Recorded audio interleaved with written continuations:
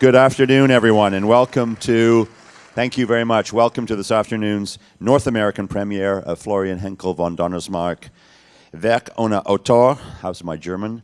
Never Look Away. My name's Piers Handling, Director and CEO of TIFF. Thank you so much. Good to see you all here today. Wow, fantastic. I love this house. I know, it's such a great place to see a film. Very quickly, just like to begin, I'd like to acknowledge that this afternoon's event is taking place on the treaty territory of the Mississaugas of New Credit and on the traditional territory of the Haudenosaunee, in the Anishinaabe and the Huron-Wendat, and we are very grateful to have the opportunity to work in the community. Thank you.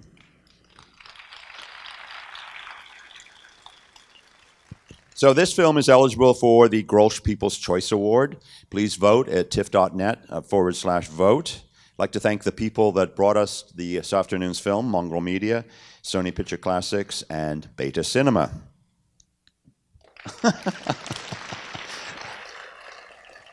They bring us good cinema. Now, Florian probably needs no introduction to this audience. Lives of Others we showed about a dozen years ago. Hard to imagine it was that long ago. Went on to win the Oscar for Best Picture. Then Florian went off to Hollywood and made a film called The Tourist, and now, of course, he's back in Germany, making another film in German. And this film enthralled me when I saw it. Took me a little while to work out exactly what the film was dealing with in terms of the subject matter, the historical personage at the center of it, this wonderful painter, Gerhard Richter. And Florian's done a magnificent job basing his film somewhat on the life of Richter, but also fictionalizing it. We're absolutely thrilled to have him here today with members of his cast. Please join me in welcoming Florian Henckel von Donnersmarck.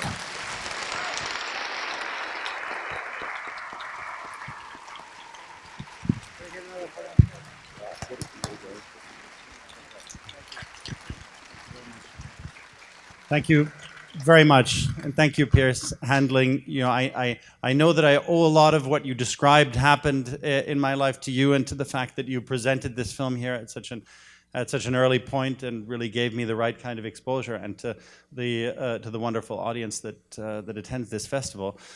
What we're going to present to you here is a tale that spans a very long period of time, and in a way, I was actually reading in a text that was written about it in Germany yesterday, where they said, in a way, it's not just in a way a biography of one man, of one painter, it's also a biography of a country. And I really liked that thought, because I tried to pour into this, you know, everything that I felt about our country at a time where maybe Germany is a little bit in a period of search of its identity again.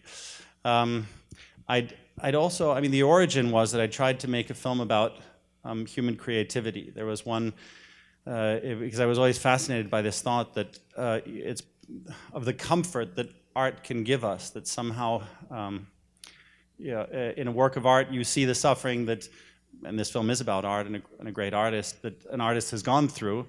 You can see that suffering, but it's turned into something beautiful, that there's this alchemy through which you can turn, you know, in a way, the lead of all the terrible experience of life into the gold of art. And first I looked for a long time, where could I find a story that would allow me to tell that? And then I came across some elements of the life of this great painter that Piers just mentioned, and I felt it was a great starting point to really show all these decades in German history, and at the same time, in a way, pour into it everything that I'd spent a lifetime thinking about, art and creativity and my own country. So the great thing is, you know, I had fantastic supporters along by my side. Now we have fantastic people bringing it to you. Piers mentioned Mongrel Media and Hussein and Michael Barker and Tom Bernard of Sony Picture Classics, who really, you know, fight for films of quality and make them happen and stand by my side at all times. I also had really great producers and wonderful actors. I mean, that's one thing that, one of the great joys of being a director is you get to see these actors working their magic first. And I'm very happy that I can present some of these people to you. So my two producers, Quirin Berg and Dirk Schürhoff, who also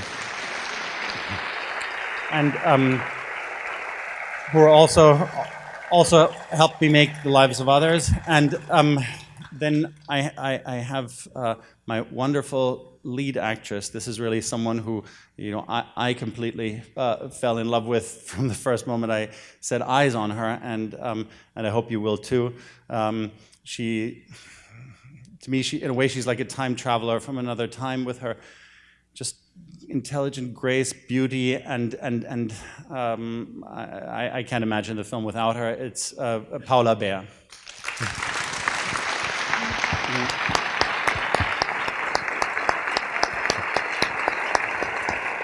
And she also has another film playing here, Transit by Christian Petzold, yeah, who's a really an amazing German director. And I remember when I saw his first films, I always thought, okay, this is our Chabrol. It really has. And I think that in Paula he's found a fantastic muse.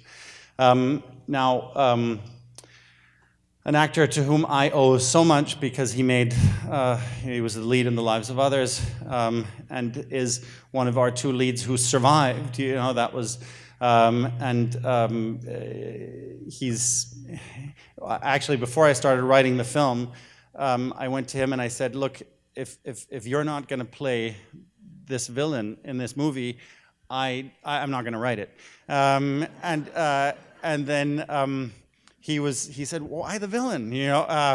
I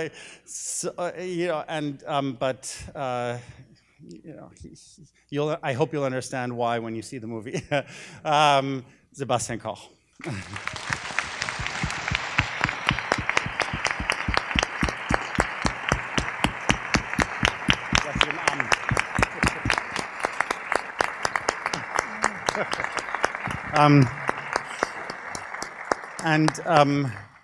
So my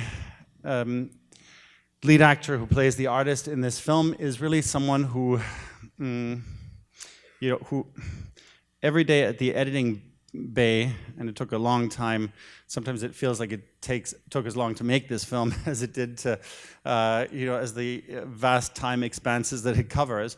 But one of the things that really kept me happy throughout all that time was discovering new things about the performances, and I feel incredible subtlety of my lead actor, who really lives art, and he's someone, just to show you how extreme these actors are, and how they will.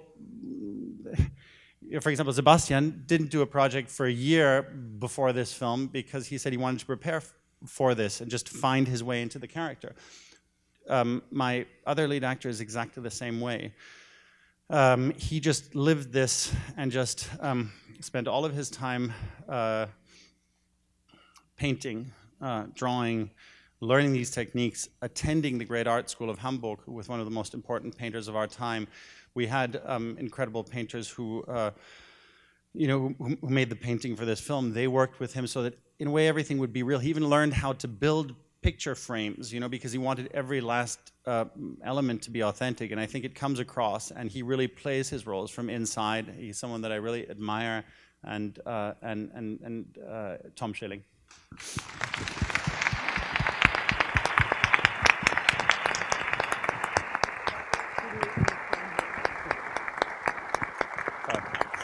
Okay, so we will be here.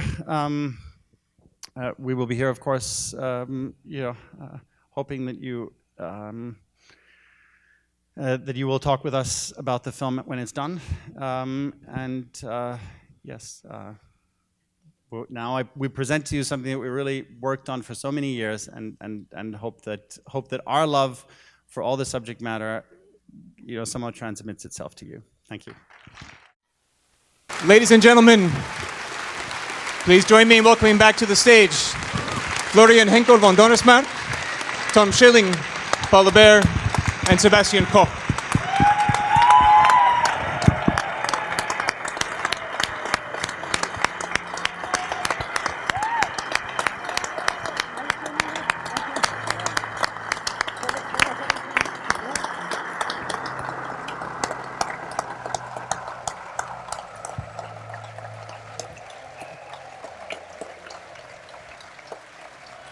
Congratulations. Thank you.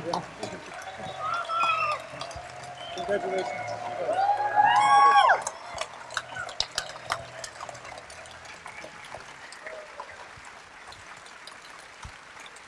All right, to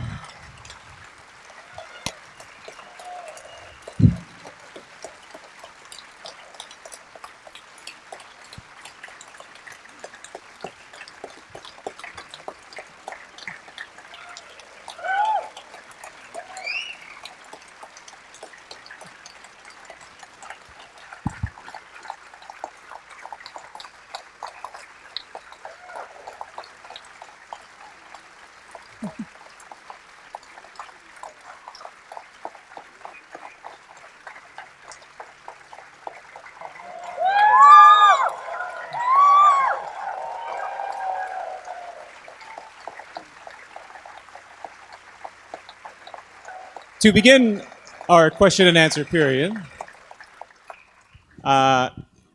something that I'm very curious to know about, Florian, is the fact that the scope of this film is so vast. I think that's a part of the intensity of this reaction. You're dealing with culture and identity. You're dealing with the way that memory and trauma is processed through art. But I wonder for you, what was the first spark of Never Look Away? Where did it begin?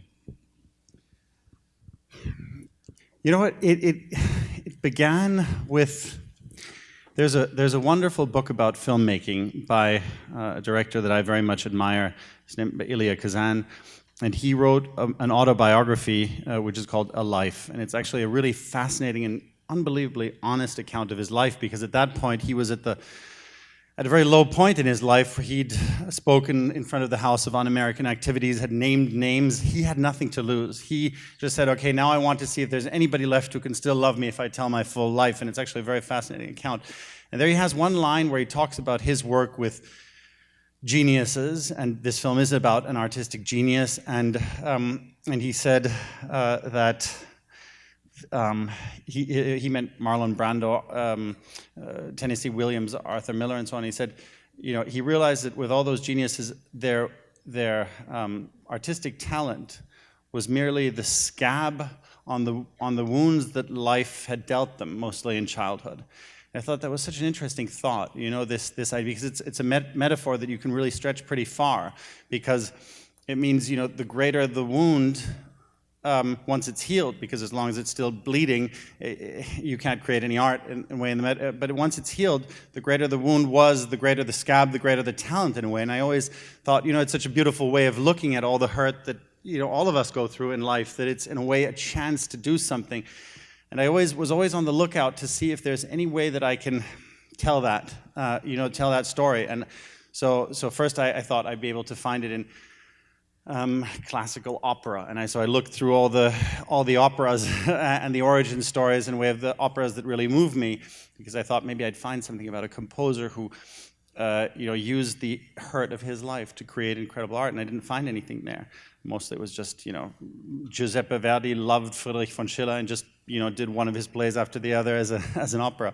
But then I found a story of the great German painter that Piers Handling mentioned earlier, Gerhard Richter, through a journalist who came to interview me and quickly noticed that I was much more interested in interviewing him than me. And he had just written a biography of Richter and told me that he discovered, it was always known that he had an aunt who was killed in the euthanasia, so-called euthanasia program, murdered by the Nazis. And this was a big trauma in his life, and he made a beautiful painting of him as a little child being held by her.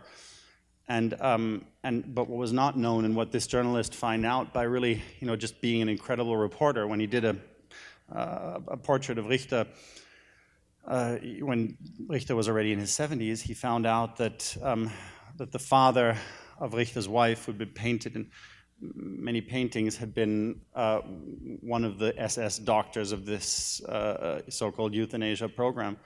And I thought that was an incredible opportunity to, show victims and criminals living under one roof together, and in a way, just like, after the war, that's how it was in Germany. It was criminals and victims living in a way as one family, having to rebuild this country. And at the same time, it was interesting to me to describe this artist finding his voice against all this crazy resistance, and that it would allow me to tell a story of Germany which cannot be, you can't look at German history just in isolated moments. Everything is so tied together. And I thought this was an opportunity that would allow me to tell that all joined together. So that's a very long answer to your question. It's a very fascinating answer. But I'm also curious, especially for those in the audience who aren't so familiar with Richter. I'm sorry, I can't make that sound. You make it sound very well. How close is the character of Kurt to him? It's inspired by him. I would never ask these incredible actors, if you have actors of this, incredible talent, you have the privilege as a director to work with them, I would never, want them to, imitate someone, to be, to do mimicry, to actually play a person. I find that's not a type of, I always ask Tom, Paula, Sebastian to take these characters completely from within themselves and not even think of any character that might have been the godfather in a way in the birthing of a character. Also, I believe very much in fiction, and I believe that fiction can be more truthful than fact, because and than life. I think that life. It was like when this great journalist then sent me his book to read, the written on Licht. It was a great, wonderful book, terrifically researched, but I was very disappointed because it didn't have in there what I felt the story should have been to be truthful, although it was complete fact. Life has so much messiness and coincidence, and all that. And the great thing about fiction, is you can actually get truer to what the larger truth is. So I believe. So this story is, highly fictionalized, but I believe that it's truer than the actual facts. Yeah. Well, we should open up to the House. I'm sure you all must have a lot of questions. If you could just raise your hand, and then I'll repeat back your question. Yes, over there.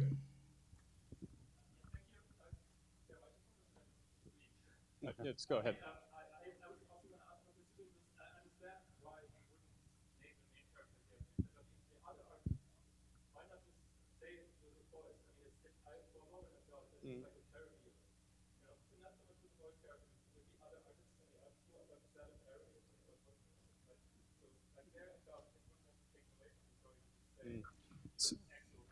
So the question is just regarding the changing of the names of Richter and the other characters, and if there's almost an element of parody in that.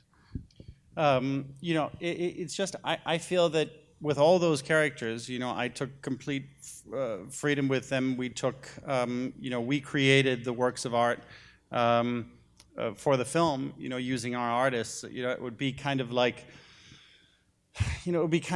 let's say you made a film about a great poet. And and I, as the screenwriter, write his poetry, and then I say, oh, it's that great poet. It kind of isn't, because I just don't want to pretend that, it's completely separate things. And I took, or let's take Citizen Kane, for instance. I always thought I'd be a lot less interested in that film if it were called Citizen Hearst. Although it's because I know that. There's something that always depresses me about biopics, because either they take all the liberties that I take and they still claim it's the real characters, and that's kind of wrong, or they don't take the liberties and the film becomes really boring. So in a way, it's something that I take truth as a starting point. And for example, Beuys, whom you mentioned, yes, he was someone that I experienced by chance as a 9-year-old. I once my mother dragged me to an exhibition, and there I saw this guy with a huge mountain of grease, and I thought, wow, this is crazy. You know, it's amazing. And he was there and was just such an inspirational presence. You know, there were, for example, in the case of boys, he was someone who very, very lovingly and detailed looked after every little last detail of his students, you know, so that's not what I wanted for this film. I wanted someone who says, I don't even want to look at your stuff, you know, I wanted a much, he was not, you know, for example, the professor directly of Gerhard Richter, direct, although I believe that he was the strongest influence on him. You know, he, let's say an origin story of his war, as we tell it here, is, you know, massively disputed. I didn't want to get into that. You know, my character, Antonius von Felten, that is his backstory, and it really happened to him. You know, I mean, all those things is just, you know, it is a true. I have a true and fundamental belief in fiction, and that's what that hopefully expresses, or was meant to express. Do we have some other questions for Florian or the actors? Yeah.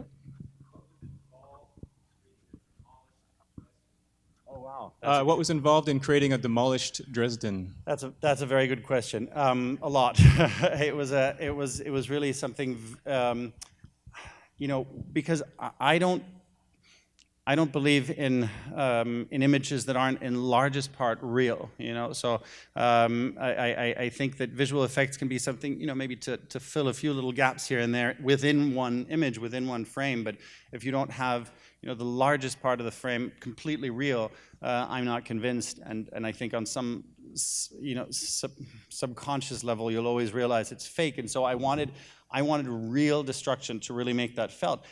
And we scouted all over Europe and to see if anywhere there were any kind of ruins left. I said, it can't be that everything is being rebuilt or moved away or something. And then finally we found a town in Poland where it was a very far trip and a lot of work for our producer. But we found a town in Poland where a mayor had an idea that he would rebuild an entire completely undestroyed quarter of section of town and make it completely modern, and in a crazy way went about just demolishing this, and then halfway through ran out of money,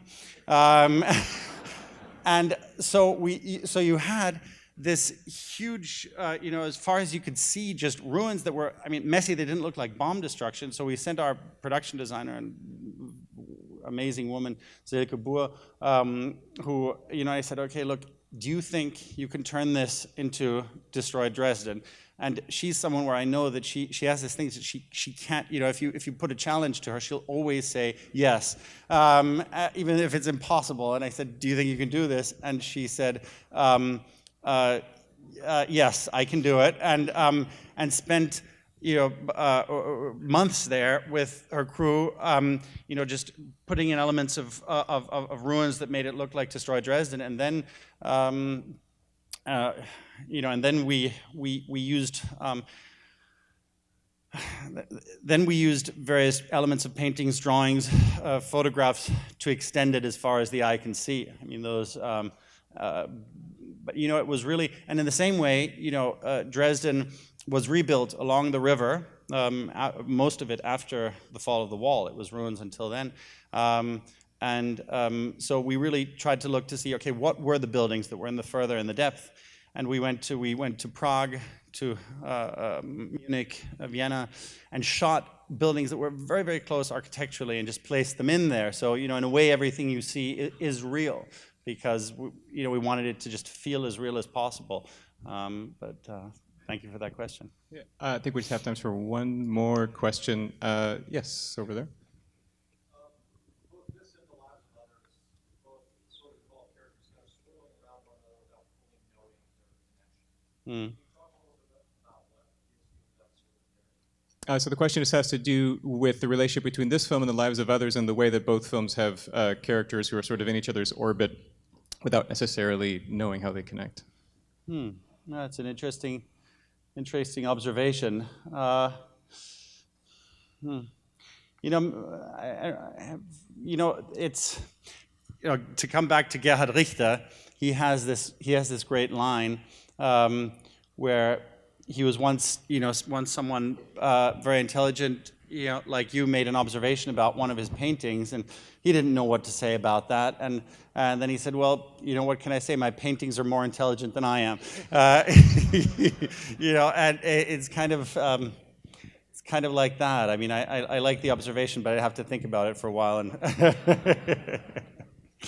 Well, I'm afraid that's all we have time for, but okay, well, thank you. I'll tell you one thing. It is these actors. It's these actors. That's what makes the film. It is completely and 100% them. Thank you.